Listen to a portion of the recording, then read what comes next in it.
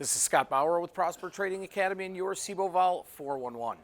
Yesterday, 40 million contracts traded, a hefty 17% below recent averages. Calls led puts by a 13 to 10 margin. The market was widely anticipating the release of NVDA results, which, even though they beat expectations, the stock declined about 8% after hours. We are seeing a little bit of a rebound this morning.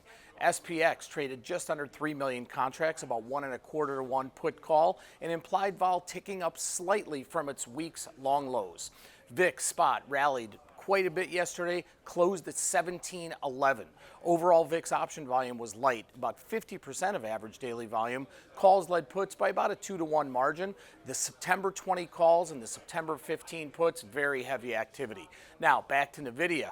They may be the chip maker at the heart of the AI boom, but its massive revenue forecast still fell short of some of the most optimistic estimates, even though it beat them. We saw the stock down, as I said, about 8% in the overnight session, rallying back a little bit this morning. About 4.5 million options traded in NVIDIA yesterday. Calls led puts by about a 1.5 to 1 margin. And this week's 110 puts, almost 110,000 of those, and the 130 calls, about 130,000, and this week's 140 calls, about 145,000.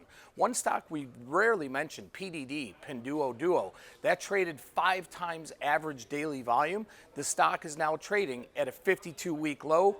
All eyes are now turning towards tomorrow's PCE report. And ahead of the holiday weekend, we could see a little action tomorrow morning before people start taking off. This is Scott Bauer with Prosper Trading Academy and your CBOVol 411.